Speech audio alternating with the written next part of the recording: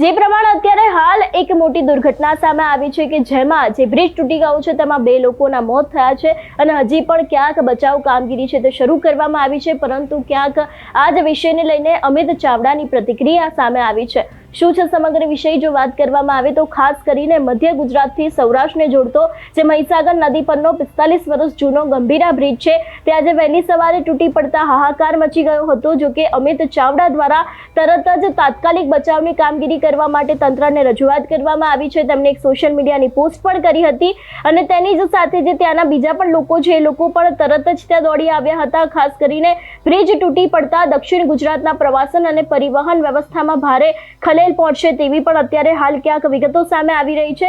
ખાસ કરીને જો વાત કરવામાં આવે કે સ્થાનિકો તેમજ તંત્ર બચાવ દ્વારા કામગીરી શરૂ કરવામાં આવી હતી અને તંત્ર દ્વારા નદીમાં પડેલા વાહનોને બહાર કાઢવાની તેમજ તરવૈયાઓ દ્વારા મહીસાગર નદીમાં દેખાઈ રહેલા મૃતદેહ બહાર કાઢવાની કામગીરી છે તેને પણ શરૂ કરી દેવામાં આવી છે। સૌથી પહેલા તો આ વિષયને લઈને અમિત ચાવડાએ વધુમાં શું કહ્યું હતું તે પણ સાંભળીએ।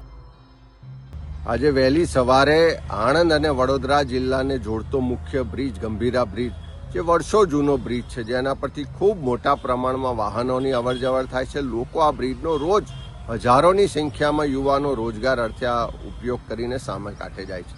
વહેલી સવારે બ્રિજ તૂટી પડ્યો અને એના કારણે લગભગ 5 કરતાં વધારે વાહનો નદીમાં ખાબક્યાના સમાચાર છે અને મોટા પ્રમાણમાં જાનહાનિ થયાની શક્યતાઓ છે। વહેલી સવારે જ કલેક્ટરશ્રી સાથે એસપી સાથે ને બંને વડોદરા અને આણંદ જિલ્લાના વહીવટીતંત્ર સાથે વાત પણ કરી, બચાવ કામગીરી તાત્કાલિક શરૂ કરવા માટેની રજૂઆત પણ કરી છે। પણ વારે વારે આવા બનાવો બને છે કેમ પહેલી રજૂઆતો થાય કે આ બ્રિજની મરામત જરૂર છે, બ્રિજનું આયુષ્ય પૂર્ણ થઈ ગયું છે તો નવો બ્રિજ બનાવવાની જરૂર છે। બ્રિજ જો ભયજનક હોય તો એનો બંધ કરવો જોઈએ, એની મરામત કરવી જોઈએ। સરકારી તંત્રની ગંભીર બેદરકારીને કારણે આ બનાવ બન્યો છે અને લોકોના જીવ ગયા છે।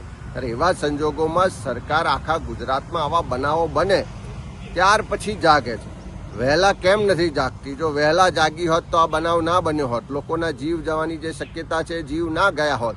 મને જે જાણકારી છે મુજબ મોટા પ્રમાણમાં લોકો નદીમાં ડૂબ્યા છે અને આ જે બનાવ બન્યો એના કારણે આખા વિસ્તારમાં અત્યારે ખૂબ ચિંતાનું વાતાવરણ છે।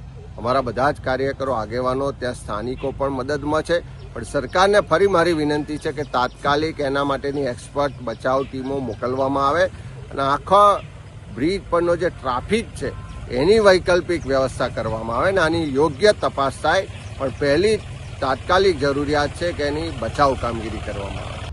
આજે વહેલી સવારે આણંદ અને વડોદરા જિલ્લાને જોડતો મુખ્ય બ્રિજ ગંભીરા બ્રિજ જે વર્ષો જૂનો બ્રિજ છે, જેના પરથી ખૂબ મોટા પ્રમાણમાં વાહનોની અવરજવર થાય છે। લોકો આ બ્રિજનો રોજ હજારોની સંખ્યામાં યુવાનો રોજગાર અર્થે આ ઉપયોગ કરીને સામે કાંઠે જાય છે। વહેલી સવારે બ્રિજ તૂટી પડ્યો અને એના કારણે લગભગ 5 કરતાં વધારે વાહનો નદીમાં ખાબક્યાના સમાચાર છે અને મોટા પ્રમાણમાં જાનહાનિ થયાની શક્યતાઓ છે। વહેલી સવારે જ કલેક્ટરશ્રી સાથે એસપી સાથે ને બંને વડોદરા અને આણંદ જિલ્લાના વહીવટીતંત્ર સાથે વાત પણ કરી, બચાવ કામગીરી તાત્કાલિક શરૂ કરવા માટેની રજૂઆત પણ કરી છે। પણ વારે વારે આવા બનાવો બને છે કેમ પહેલી રજૂઆતો થાય કે આ બ્રિજની મરામત જરૂર છે, બ્રિજનું આયુષ્ય પૂર્ણ થઈ ગયું છે તો નવો બ્રિજ બનાવવાની જરૂર છે। બ્રિજ જો ભયજનક હોય તો એનો બંધ કરવો જોઈએ, એની મરામત કરવી જોઈએ। સરકારી તંત્રની ગંભીર બેદરકારીને કારણે આ બનાવ બન્યો છે અને લોકોના જીવ ગયા છે। ત્યારે એવા સંજોગોમાં સરકાર આખા ગુજરાતમાં આવા બનાવો બને ત્યાર પછી જાગે છે, વહેલા કેમ નથી જાગતી? જો વહેલા જાગી હોત તો આ બનાવ ના બન્યો હોત, લોકોના જીવ જવાની જે શક્યતા છે જીવ ના ગયા હોત। મને જે જાણકારી છે મુજબ મોટા પ્રમાણમાં લોકો નદીમાં ડૂબ્યા છે અને આ જે બનાવ બન્યો એના કારણે આખા વિસ્તારમાં અત્યારે ખૂબ ચિંતાનું વાતાવરણ છે। અમારા બધા જ કાર્યકરો આગેવાનો ત્યાં સ્થાનિકો પણ મદદમાં છે, પણ સરકારને ફરી મારી વિનંતી છે કે તાત્કાલિક એના માટેની એક્સપર્ટ બચાવ ટીમો મોકલવામાં આવે અને આખા બ્રિજ પરનો જે ટ્રાફિક છે એની વૈકલ્પિક વ્યવસ્થા કરવામાં આવે અને આની યોગ્ય તપાસ થાય। પણ પહેલી તાત્કાલિક જરૂરિયાત છે કે એની બચાવ કામગીરી કરવામાં આવે।